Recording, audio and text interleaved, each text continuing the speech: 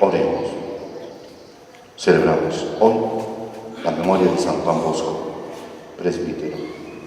Dios nuestro, que en la persona de San Juan Bosco otorgaste a la juventud un padre y un maestro, enciende nuestro corazón con el mismo amor con que encendiste el suyo, para que en la entrega total a los demás busquemos servirte solo a ti. Por nuestro Señor Jesucristo, tu Hijo, que siendo Dios, vive y reina contigo en la unidad del Espíritu Santo por los siglos de los siglos. Amén. Sentados, escuchemos con mucha atención la palabra de Dios. Ahora veamos la figura de este rey, David. Seguimos escuchando el segundo libro de Samuel y ahora viene, ante todo, pues la debilidad de un hombre que está gobernando. Hay tranquilidad en el país, en el país, en el pueblo de Israel, pero hay una cosa: David cometió un error, es su debilidad, su fragilidad humana, y bueno, el Señor lo reprueba. ¿Qué fue lo que cometió David? ¿Cuál fue su error? Escuche. Del segundo libro de Samuel. En la época del año en que los reyes acostumbraban salir a la guerra, David envió a Joab con sus oficiales y todo Israel contra los amonitas. Los derrotaron y pusieron sitio a Rabá. David se había quedado en Jerusalén. Un día, al atardecer, se levantó de dormir y se puso a pasear por la terraza del palacio. Desde ahí vio a una mujer que se estaba bañando. Era una mujer muy hermosa. David mandó preguntar quién era aquella mujer y le dijeron: es Betsabé, hija de Eliam, esposa de Urías elitita. David mandó unos criados a buscarla. Se la trajeron a su casa y durmió con ella. La mujer quedó embarazada y le mandó decir a David: estoy encinta. Entonces David le envió un mensaje a Joab: haz que venga Urías elitita. Joab cumplió la orden, y cuando Urías se presentó a David, el rey le preguntó por Joab, por el ejército y por el estado de la guerra. Luego le dijo: ve a descansar a tu casa en compañía de tu esposa. Salió Urías del palacio de David y éste le mandó un regalo, pero Urías se quedó a dormir junto a la puerta del palacio del rey con los demás servidores de su señor, y no fue a su casa. Le avisaron a David: Urías no fue a su casa. Al día siguiente, David lo convidó a comer con él y lo hizo beber hasta embriagarse. Y a tarde salió Urías y se volvió a quedar a dormir con los servidores de su señor y no fue a su casa. A la mañana siguiente, escribió David a Joab una carta y se la envió con Urías. En ella le decía: pon a Urías en el sitio más peligroso de la batalla y déjalo solo para que lo maten. Joab, que estaba sitiando la ciudad, puso a Urías frente a los defensores más aguerridos. Los sitiados hicieron una salida contra Joab y murieron algunos del ejército de David, entre ellos Urías elitita. Palabra de Dios. Te alabamos, Señor. Misericordia, Señor, hemos pecado. Misericordia, Señor, hemos pecado. Por tu inmensa compasión y misericordia, Señor, apiádate de mí y olvida mis ofensas. Lávame bien de todos mis delitos y purifícame de mis pecados. Misericordia, Señor, hemos pecado. Puesto que reconozco mis culpas, tengo siempre presente mis pecados. Contra ti solo pequé, Señor, haciendo lo que a tus ojos era malo. Misericordia, Señor, hemos pecado. Es justa tu sentencia y eres justo, Señor, al castigarme. Nací en la iniquidad y pecador me concibió mi madre. Misericordia, Señor, hemos pecado. Haz que sienta otra vez júbilo y gozo y se alegren los huesos quebrantados. Aleja de tu vista mis maldades y olvídate de todos mis pecados. Misericordia, Señor, hemos pecado. Aleluya, aleluya, el Señor es nuestro Rey. Aleluya, aleluya, el Señor es nuestro Rey. Te doy gracias, Padre, Señor del cielo y de la tierra, porque has revelado los misterios del reino a la gente sencilla. Aleluya.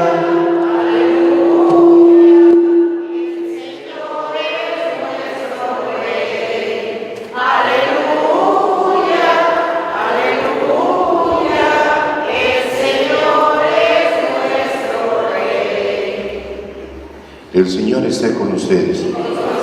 Proclamación del Santo Evangelio según San Marcos.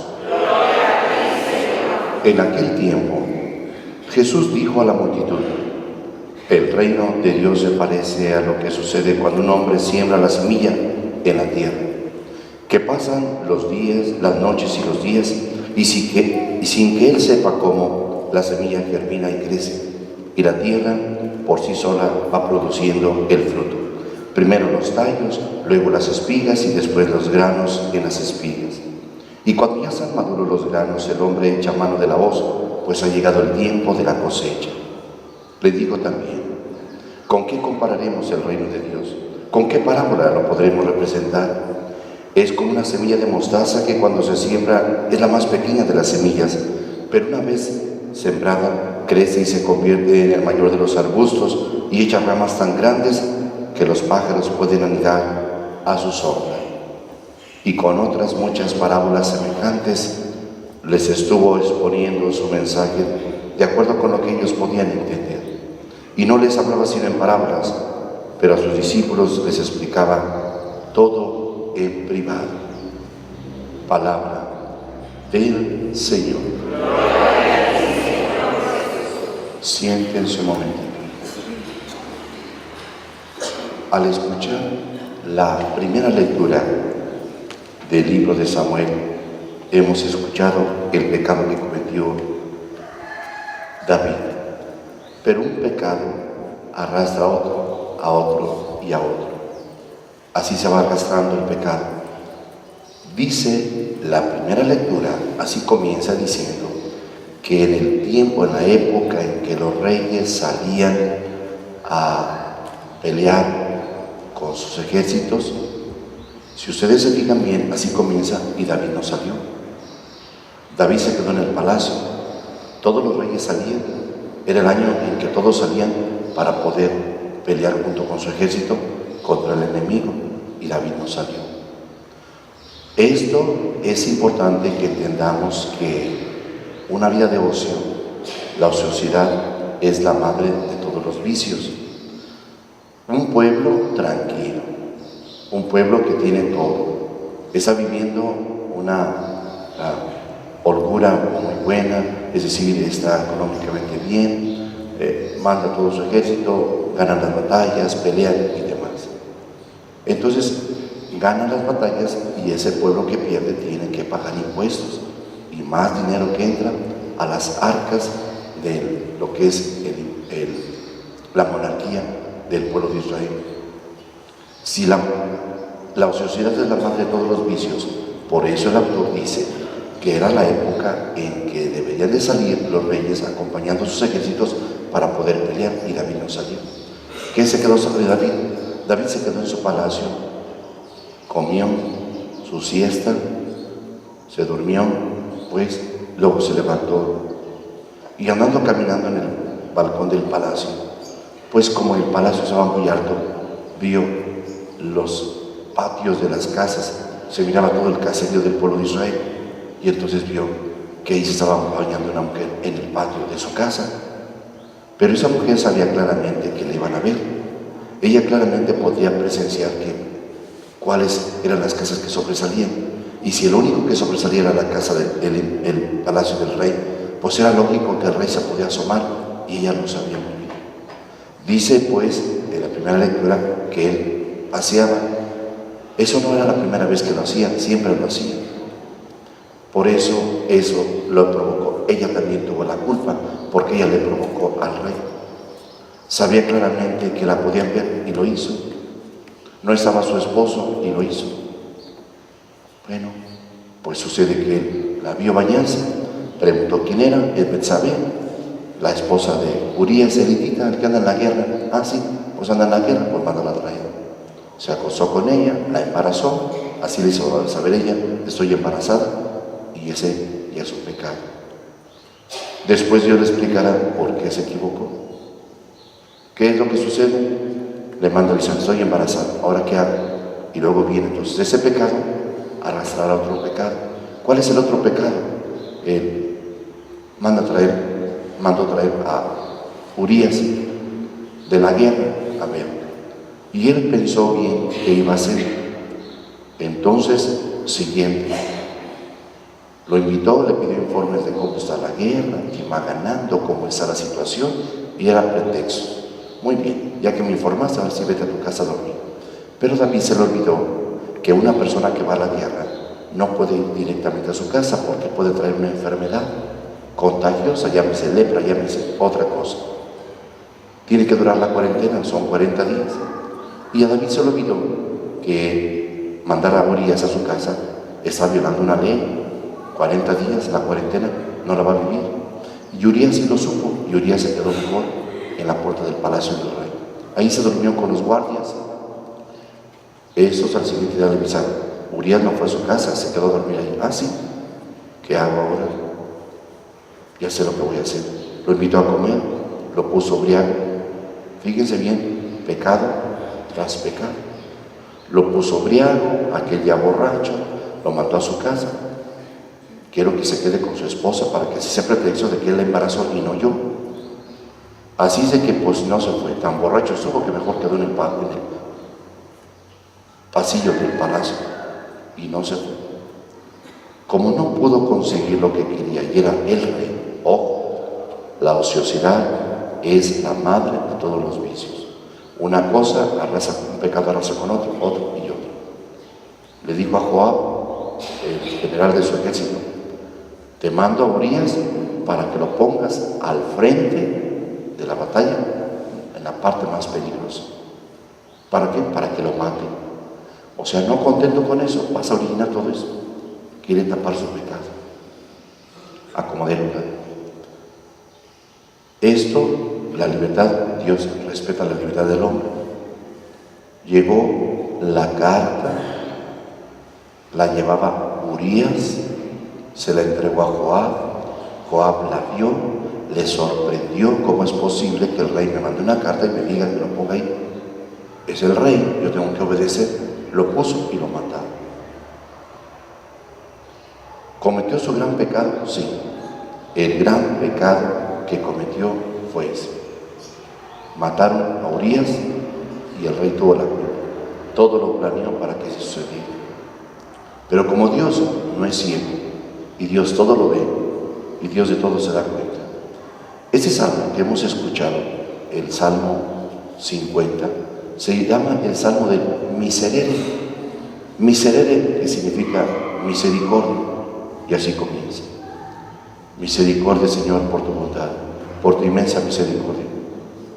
Y empieza a hablar acerca cuando le recibe la noticia el mismo David del profeta Natán, que va a decir en su cara, que lo vamos a escuchar mañana, cómo le echa en su cara su pecado. Se pone a llorar, él lo que hace es dormir en el suelo, no come, no duerme, llora, se lamenta, se pone un sayal, hace penitencia, no. Pero veamos bien, ha cometido un pecado, se ha equivocado. Y comienza ese salmo que hemos escuchado, es el que compone en su tristeza, en su dolor, en su arrepentimiento. Hemos dicho que la mayoría de son 150 salmos que hay en las Sagradas Escrituras. La mayoría de los salmos los compuso David en sus momentos de triunfo, de alegría, de tristeza, cuando llora, cuando sufre, soledad, los va a escribir. Dios le inspira para que los escriba. Bueno, este es el error. Hoy lo que tenemos que aprender es una cosa: la ociosidad de las madres de todos los vicios. Lo que debió hacer David es salir con su ejército y no salió. Y miren lo que cayó. Cuando debe de haber hecho lo que tenía que haber, su deber era lo que tenía que haber cumplido. No lo cumplió. Vean, que se vayan ellos, yo aquí me quedo. Y vean, ociosidad es estar no solamente planeando. Betsabé sí sabía que el rey podía verlo. Era lógico que ella sabía que él se quedaba, comía su siesta y salía a pasear en su balcón. Eso lo sabía ella. Ella lo provocó también. Ella le dio pie a eso. Para decirle estoy sola, ella accedió ahí. Ella aceptó. ¿Quién obliga aquí? Nadie obliga a nadie. Así de que ella tuvo gran parte de su error en eso. Ese cometió el pecado y Dios sabía de la responsabilidad de David, y entonces le mandaron decir lo que mañana escucharemos, lo que le espera por no haber hecho las cosas como Dios quería. ¿Es David? Sí. ¿Es el rey? Sí, es el rey, pero es un hombre frágil, es un hombre que se equivoca, es un hombre que tiene errores, es su debilidad, y eso lo entiende Dios. Por eso el miserere lo compondrá y podrá manifestar lo que se ha arrepentido. Misericordia, Señor, por tu bondad, por tu inmensa compasión, borra mi culpa, lava del todo mi delito y limpia mi pecado. Y así va hablando acerca de eso, lo que se ha equivocado, lo que reconoce, su miseria, sus errores, lo que es un hombre limitado, en fin. Entendiendo eso, entonces, ¿cómo, si no hacemos las cosas de lo que Dios nos manifiesta? Tengo que hacer esto, pero mejor no, después. Pero es el momento, no después. Y ese después, al dejar lo que tenemos que cumplir y centrarnos en la desidia, la pasividad, es donde el enemigo empieza a atacar. El enemigo empieza a atacar y empieza a confundir a las personas para poderlos hacer caer. Por eso entendamos bien que la voluntad de Dios está en hacer lo que tenemos que hacer, hacerlo en su momento, hacerlo bien y como Dios quiere. David no lo hizo eso, no hizo lo que tenía que hacer en su momento. Sabía que tenía que ir, pero después todo eso lo va acomodando el enemigo para poder hacer caer a la persona. Y entonces acomode, no hombre, no pasa nada, déjalo, allá que se las arregle solo. Muy bien, hoy me quedo muy cansado, pretextos, pero tiene todo preparado. El enemigo va preparando todo, y preparó a Betsabé y lo indujo ahí. Así es de que, para que aprendamos en la vida cómo el enemigo va preparando las cosas para que podamos caer, todo lo va acomodando. Hace y aconseja a uno y aconseja al otro. Pero tengo que hacer esto y aconsejo. Después. No pasa nada. Y miren lo que pasó. Entonces, aprendamos de esto. Por eso, dejemos que Dios haga lo suyo y nosotros haremos lo nuestro, pero hacerlo bien. Y es la respuesta que nos da el Evangelio. El Evangelio aparece y Cristo nos dice cómo se construye el reino de Dios. El reino de Dios, dice, se parece a lo que sucede cuando un hombre siembra la semilla en el campo. Pasan las noches y los días y sin que él sepa cómo, la semilla va germinando, va desarrollándose, empiezan las espigas, surgen los granos y luego viene la cosecha. A ver, entendamos entonces bien que Dios hace lo suyo, pero quiere que nosotros hagamos lo nuestro. Así se construye el reino de Dios. Cuando cada uno hace lo que le compete y lo hace bien y lo hace en su momento. Si no lo hacemos, después las cosas no resultan bien. Vean cómo la semilla va creciendo. Eso le toca a Dios. Va desarrollándose, eso le toca a Dios. Surgen las espigas, eso le toca a Dios. Dios se encarga de eso. Lo único que hace nomás es, tú siembra la semilla. Haz lo que tienes que hacer. Déjame a mí lo demás. Si David se hubiera ido a la guerra, aunque ganara una batalla, David hubiera hecho las cosas de acuerdo a la voluntad de Dios, pero siguió en su... Así es el enemigo, hace que se vaya confiando en la persona. Y David se fue confiando y confiando. Por eso lo hizo que se confiara y lo hizo caer. ¿Cómo se construye el reino de Dios? Trabajando, haciendo lo que nos corresponde y lo demás. Dios se encarga de los buenos frutos. ¿Y qué hace el enemigo?